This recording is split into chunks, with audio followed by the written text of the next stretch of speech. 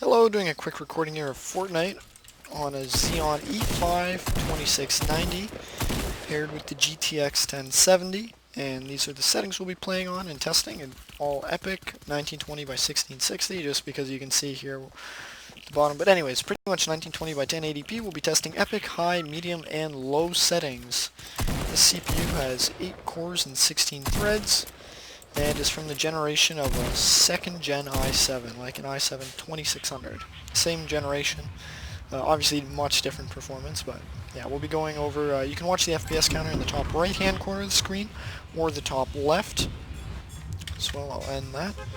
And I'll be starting a little average FPS counter here in the top left hand corner, which will be giving us our average frame rate. And yeah, it'll also be measuring our FPS low, as well as our frame time, which is good. So yeah, our frame time is about, it says 10 milliseconds or so, but anyways, yeah. GTX 1070, yeah, all epic settings, plays really nice. Found it goes anywhere from about 90 on the low end to about 120 on the high end in terms of frame rate. And the nice thing is you can expect like smooth experience, like no lag or stutters or anything like that. Just doing this recording here so that you get an idea of what you can expect in terms of performance. And yeah, so we are recording using the GeForce Experience, so that's part of the GTX 1070 graphics card, so it allows you to game and record simultaneously, which is nice. It lets me record these videos for you as well. If you wanted, you could record videos for yourself later with the GTX 1070, so that's always a great option. And yeah, so right now epic settings, it's really smooth. We're averaging about 104 FPS, it says.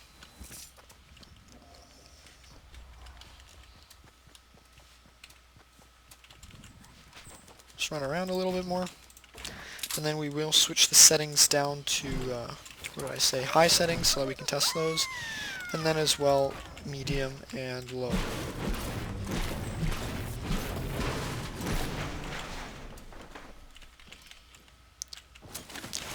Because the CPU is a little bit older, you're not necessarily going to get 100% GPU utilization on the lower settings, but paired with the GTX 1070, if you play your games at like max visual quality, then you're stressing the GPU more, and then the CPU has enough to keep up, as well as plenty to do like recording or streaming. Yeah, like it's a good pairing. Like obviously being from the second, like the CPU's from the same generation as the second gen i7, so like it is a little bit older generation, but it still does perform very nicely. And biggest thing is you don't even have to listen to what I'm saying here. You can just watch the recording and observe the gameplay for yourself. But yeah, I'll switch the settings now to high. You can see we were averaging about 104 FPS, and we were getting yeah, we're getting really decent like frame time and FPS low numbers. Like I'm moving around like here, and it says like our 1% low is like 74 FPS. But anyways, and that little benchmark for epic settings, we'll switch it down to high. I'm gonna leave epic view distance, so it's not technically all on high settings, but I think epic view distance is important. And yeah, the FPS now is anywhere from about 100 plus. And again, it is really smooth.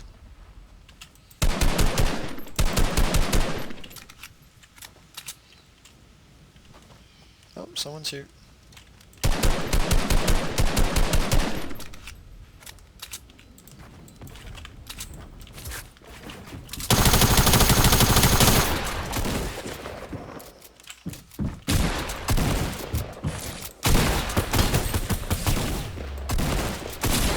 Oh well. But yeah, high settings, we're getting about that 100 FPS average, and then a little bit higher as well. So that's always a good sign, because 100 FPS, like, that's a really smooth experience. Obviously anything higher than 100 is good, but 100 is a great baseline to be at, especially like even when we were playing on epic settings, we were getting around like anywhere from 90, still holding that 100 FPS mark. So it does show that there's a little bit of CPU bottlenecking going on in terms of single core performance. Like we're only at 31% CPU utilization, which is pretty crazy. Like there's still a lot left for the CPU to give, so but it's more the single core performance. And you did see there for like half a second it did stutter. So just want to point that out as well. I didn't really notice it, but I do know that it did happen. So just gonna run around a little bit more.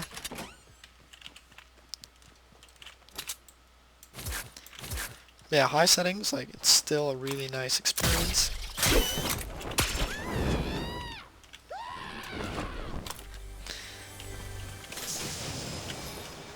I will switch it down to medium settings now, just so we can get that done.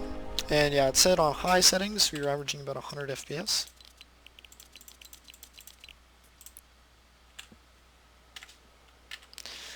And we'll start the benchmark again.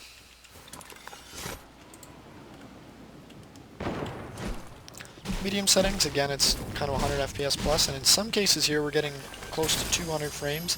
I'd say anywhere from, yeah, I guess just watch the FPS counter is the best thing, because I'll always say like different numbers, but as I move around and stuff, the FPS will change. The biggest thing is it always stays above 100 frames per second, which is great.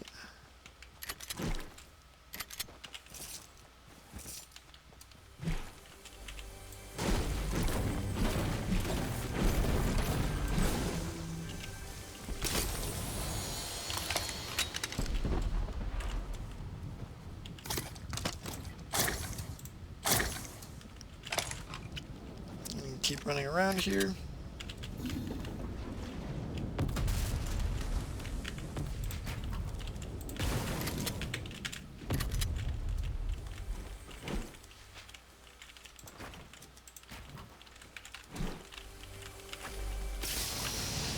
Yeah, we're close to pretty much 150 frames per second here.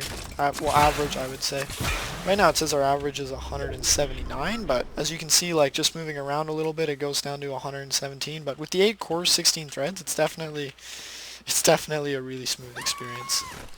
So while when you play other games that are more CPU intensive, like this Battlefield 1, for example, GTA 5, that's where this 8 core, 16 thread Xeon comes in handy. Or it gets made use of better. See where all these other players are. Don't see any. Just gotta keep running around.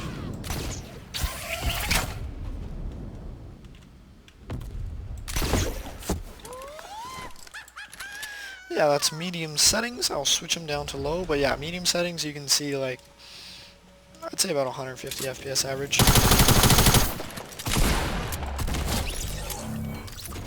Like I'm definitely not good at this game, but I am, like, not lagging and having high frame rate definitely helps. And yeah, like our frame time is under 10 milliseconds, which is great. So what I will do is put it down to low settings. Load in. Start our FPS benchmark again, and yeah, you can just watch the frame rate.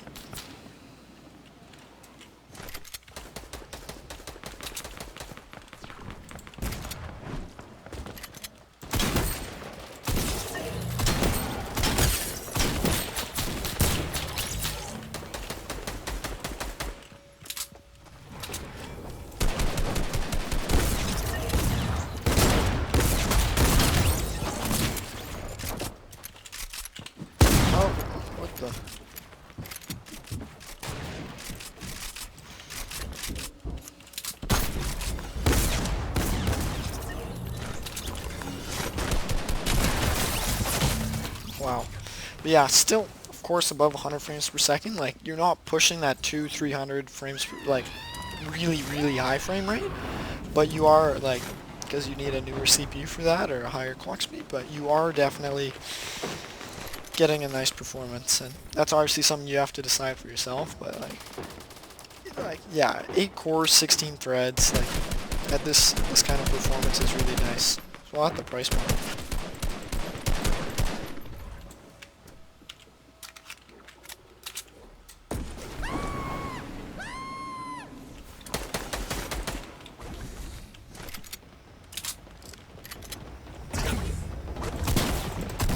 Oh, they're lagging. That's a little bit sad. Wow. But yeah, we're still in low settings. I'll play it out for a minute or two more or so, and then I'll end the recording there. But yeah, like, our 1% lows are really solid. Like, yeah, it says we're averaging about 128 FPS at the moment.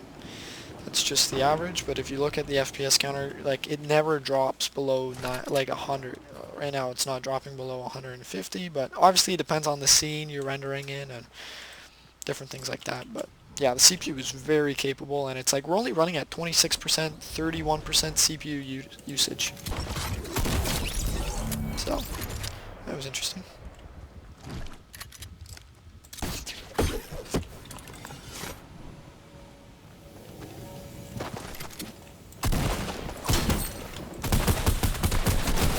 Ah! But yeah, again, this is the 8-core 16th thread Xeon E5 2690 V1 paired with the GTX 1070. And yeah, I'm going to end the recording there. On low settings, we got anywhere from pretty much 120 up to 200 frames per second. So best thing is, if you want to see the frame rate numbers, watch this video again. Pay attention to the frame rate as well. If you look up here in the top left-hand corner of the top right-hand corner of the screen, there's a number with a down arrow and a number with an up arrow. That the down arrow is, I believe, your FPS low, and the up arrow is your high or whatever. So the biggest key that'll determine whether it lags or not is that little down arrow number. So right now it says about 128, 132, 130, and whatever. And if I just move around and whatever, yeah, it'll be to watch that. But anyways, I'm going to end the recording there. If you guys have any questions or you're interested, definitely send me a comment and I'll get back to you guys. Thanks.